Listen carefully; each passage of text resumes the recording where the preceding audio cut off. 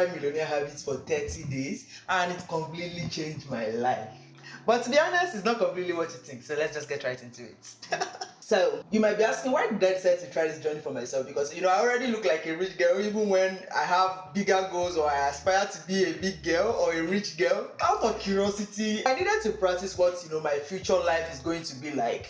This future can be tomorrow, like I always say. But I was very curious as to what the everyday life of the rich is like. I need to try what this, our rich people are doing because I don't want to be left out because, I have a goal. So I needed to immerse myself into this journey. But why was it very important for me to, take this challenge serious at least for 30 days? For more clarity on what my goals are, because I have this goal of becoming a millionaire before I turn 40, right? But I needed more clarity on the things that I need to be doing on a daily. There's no one formula for everybody, but there are some basic things that you need to do if you want to achieve the goal you have for yourself. And one of them, reading books, making sure that I take reading books seriously, not just any book, books that are to influence how I think about life, how I think about money, how I think about self-improvement in general. Apart from this, I needed to master the act of managing money, because one thing is to make money, another thing is to know how to manage that your money. And many rich people that we know today, they all went downhill because they did not know how to manage whatever they made. I don't want that to be my case, and we also know many people that have been able to manage their money well, and it has even grown into generational wealth. So what was their life like? I was very curious, so I decided to go on the journey for myself to see what I can get out of it. So what are the things I tried while on this journey? First is waking up early. This one, it was very natural to me because of the fact that I live in Nigeria, in Lagos to be precise. If you are on Lagos TikTok right now, you should know what is happening in this city. It is complete chaos. Somebody described Lagos one time as organized chaos. And that is exactly every day I think of this. Living in Lagos made it natural for me to wake up early. So it was very easy for me to really immerse myself in this one. So it felt natural, not just during this period, but waking up early was very important, or at least that's what we are made to know, that all the rich people, or most rich people that we know today, they all wake up early to start getting their day started early, at least earlier than the everyday man. The next was reading personal development books. I found it very hard to read books before now. Especially before this year, a year before this year, it was very hard for me to read books. But this year, interestingly, maybe because I found a medium that made it easier for me to read books, I started reading books more frequently, and I did not just focus on reading the financial books that we all think of as the idea of self-improvement, but my own self-improvement came in the form of reading half and half of self-improvement books and just normal books, which made it have this balance of me feeling okay, I was not just focusing on reading only books that are of serious matter, so I still had time to read other interesting books. Another thing was prioritizing my health through exercising. I've talked about how I've always exercised, or at least since the pandemic I've exercised, or I've learned how to exercise more frequently.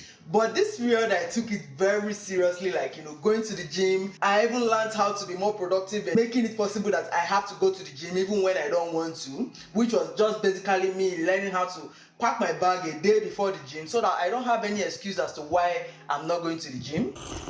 That kind of thing. Networking and building meaningful relationships.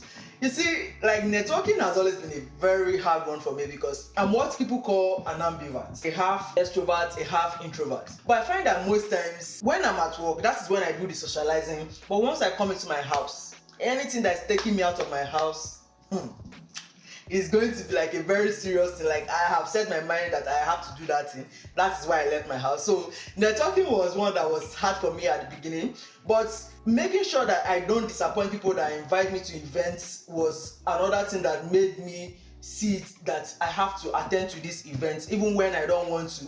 And I get to build meaningful relationships in this place. You don't know what the future is like. This person might be the one that will help you, and they invited you for this event because you indicated interest in the first place. But if you don't end up showing up, it becomes another issue.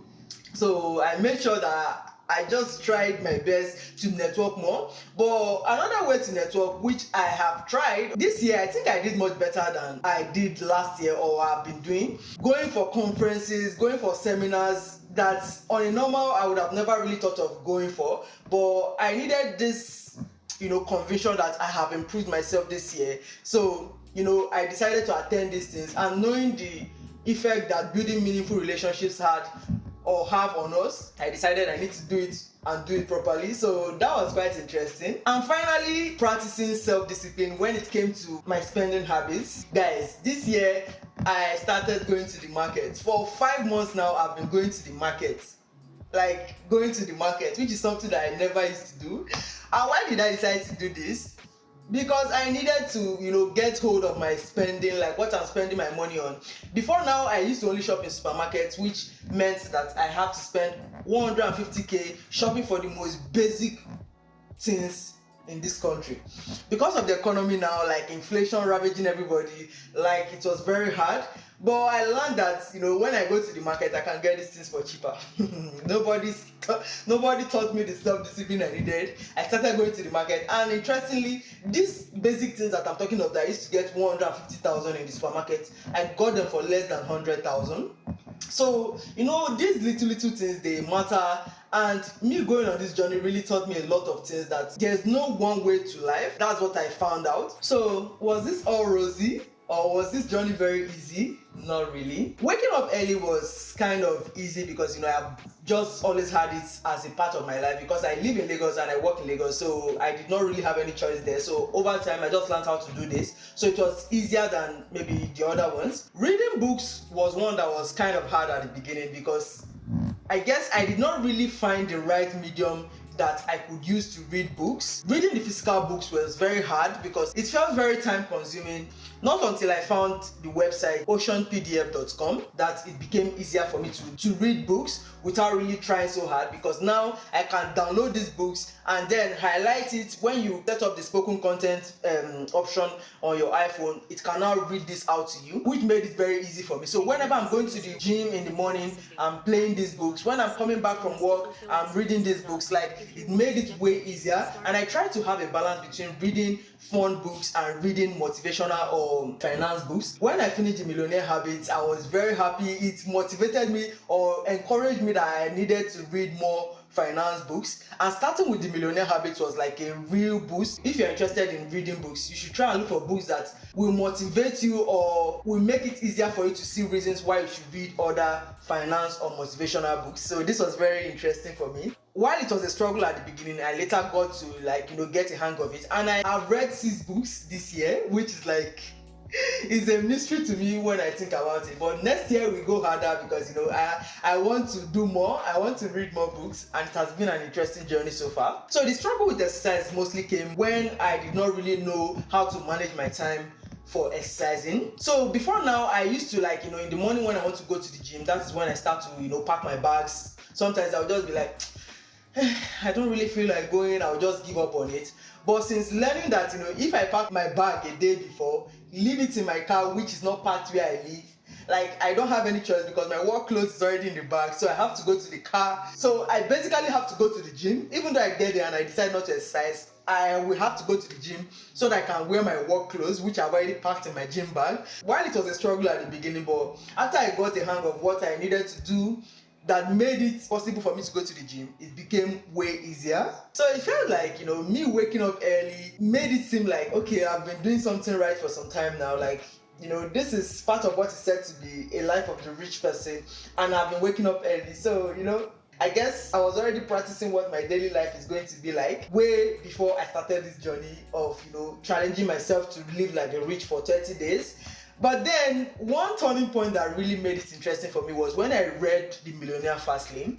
That book really influenced how I now see money, what I now think about money. It basically gave me the ABC on how to become rich. And that book really made it easy for me to start thinking of what more can I do on this my journey of becoming a millionaire. It even motivated me to read more books. Focusing on this journey has really helped me to reallocate the money I used to spend on unnecessary things. Now I relocate it into asset building options, rather than just using this money because of the comfort that I could get from shopping at a particular place, rather than shopping for the same thing at a cheaper price at another place. Now I need to allocate my money more properly rather than just spending it on a whim without really thinking about whether okay it is necessary for me to choose a particular place to shop, which can definitely influence your finances. I'm not limiting this journey to just 30 days now. Since this year, I've seen a whole lot of difference in what my life is now compared to what it used to be, and doing all the things I did during this period and making it like a lifestyle really made it easier for me to get clarity on what my ultimate goal is and what I need to do if I want to achieve my goal. So it was quite an interesting journey, one that I would have never really thought would have this much impact in my life if I had not done it, because I would have been seeing my everyday life before now as something that was very normal, not really thinking that okay, there was something more to this than what I used to do. So which of the habits will I keep doing even after this challenge has ended? To be honest with you, I plan to continue to do all of this because I have a goal, and if this is what it takes for me to achieve my ultimate goal, then funny enough, the things that I ended up doing during this period of time is not things that were very hard like that. So I feel like it will be very easy for me to incorporate into my daily life. So I will continue to do all of them. While it requires a lot of consistent discipline and being intentional about it, I plan to continue doing them, because for this year now that is coming, 2025, I plan to read more books. At least I should be able to read 10 more books, and I plan to start the business that I've been trying to start ever since. Every day I keep convincing myself out of why I should not start the business or why it will not work out. But next year I'm planning to go all in. So this is like kind of like my vision board now. While I decided to try this out for myself to see what it would be like, it felt like I was writing my vision board for the year coming, while still practicing what it would be like for me to be a rich girl in this year. So if you want to try this challenge like I did, you might want to try starting small. Let's say you are one that you cannot wake up anything less than 6 o'clock, and you want to try this habit of the rich, trying to wake up very early. You might want to start with setting your alarm for like 5:50. Like little steps like this can make a huge difference. Over time you find that you are now setting your alarm backwards. Before you know it is 5 o'clock and you're waking up early and being more productive with yourself. You can decide to pick up any habits of the rich that you feel like would be very comfortable for you to start with. If you want to try this challenge for yourself, just pick one that that okay can be easy for you to start, because you don't have to do everything at once. But because you are trying to practice what the life of the rich is going to be like, choose one that that you can be patient and consistent with, and over time you start to see the changes in your life. You don't have to go all in like I did, but the idea is to even start small and over time build up the momentum and do much better. So while I started this journey because I was curious as to what the life of the rich is like, and as a practice for myself to see what my future life can be like, I found that it really worked out easy for me, because it felt more like I was living a life that I should have been living before now, rather than like me taking myself on a challenge or on a journey. It felt very natural for me that it was very easy for me to immerse myself in it. So it now made it feel like I just discovered my true self, and it was quite an interesting journey, to be honest with you, and I loved every bit of it. So if you want to try it for yourself, I would love to hear from you in the comments. Let me know what you plan to do or what you plan to start doing that is considered the habits of the rich people. While at it, make sure to click that like button and subscribe to the channel for more videos like this. But if you enjoyed this so much, I have another video you might want to check out right here. It can definitely help you on your journey to becoming a millionaire. Without further ado, I'll see you guys in my next video. Bye.